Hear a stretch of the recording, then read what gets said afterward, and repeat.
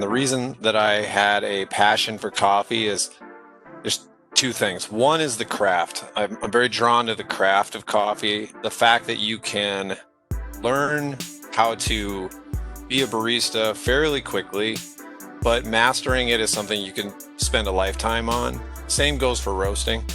But the other thing that I really am compelled by in coffee is the fact that it is so based in community. It's literally called the third place often because of its role in the community, and that the fact that that is more than a transactional experience, that it has these ties to social connections and community. That's what keeps me coming back excited every day.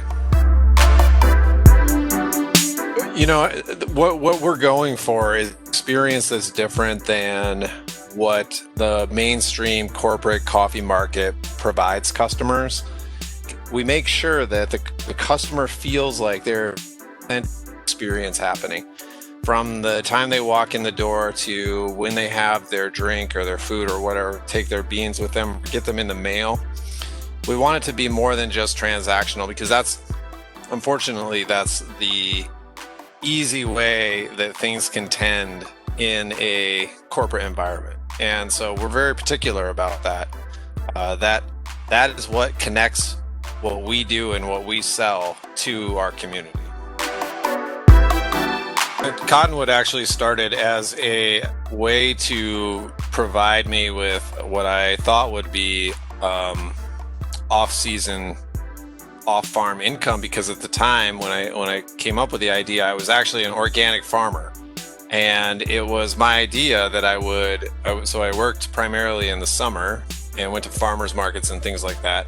It was my idea that I would start a coffee shop as this off-season way to support myself and my family.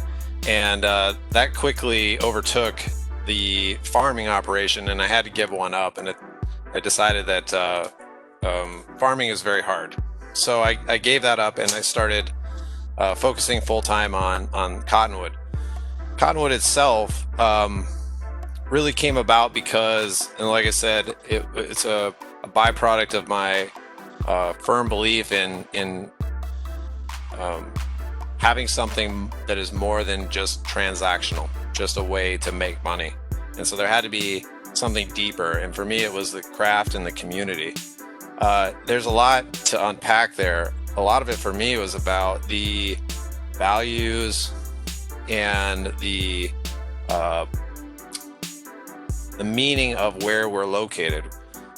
Cottonwood is located in the Upper Great Plains in South Dakota. There's this idea that the people in the landscape of South Dakota are very salt of the earth, very substance over style, very understated. And I resonate with that. And so my brand reflects that. And I think that's important. We're a brand that puts value ahead of flash and reputation and prestige.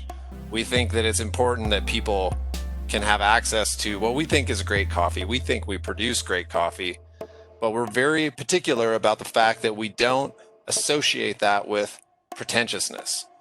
It's important that regular people can have access to that without feeling like they need to go to graduate school level coffee education in order to order something that they're going to love. And that's all tied into place. It's tied into me and how I reflect upon our place and the values of the people that inhabit this place.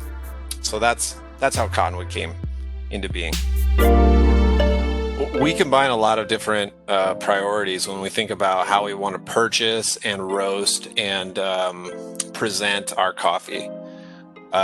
We're a socially conscious company, very aware of the broader dynamics in the coffee industry, from the way coffee is produced and its effect on the environment, how coffee is being affected by climate change and our role in that, to how it affects the people that are farming and growing and producing the raw green coffee and getting it shipped to us. So we take that all into consideration, and then we work with a great importer. We work with a few, but primarily we work with Cafe Imports, that is based in Minneapolis, which is fairly close to us. But they are able to provide us with really great coffee, and we trust their sourcing methods. I think as we grow as a company, we'll be very interested in doing more of our own direct sourcing, but we're not at that level yet. So we really put our faith in Cafe Imports and their people that are just some of the best in the industry. They help us get coffee that is properly and appropriately sourced, and that is the right quality. And so we find this band of coffee that is suits our needs in terms of the quality that we can roast, and the sourcing, and the price.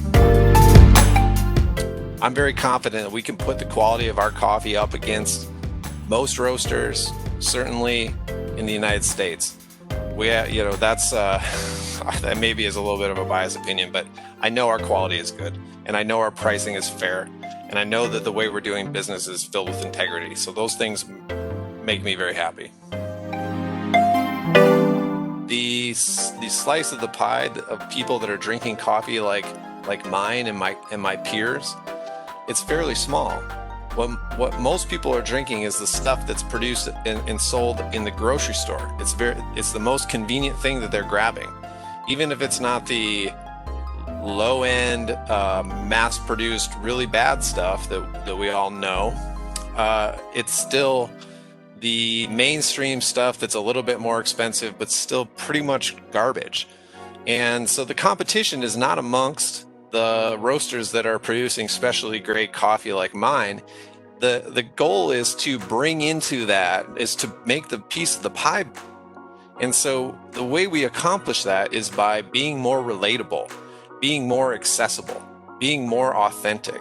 Because these people, it's easy to look down our noses at these people that pick up a bag of the name brand stuff in the grocery store that costs, $5 a pound or whatever, $7 a pound, and it is terrible, and who knows when it was roasted. But those people they're engaging in a very intentional process that's convenient for them. It's a known quantity, and nobody is giving them a side eye for having them grab that bag of coffee, except for pretentious roaster out there someplace. So to crack that code, we need to relate to them. We need to convince them that we can provide them value, and that we can give them a place where they can feel comfortable expressing what they want, and they can get that. So that's what I see for the future, not just of Cottonwood, but of the broader specialty coffee industry.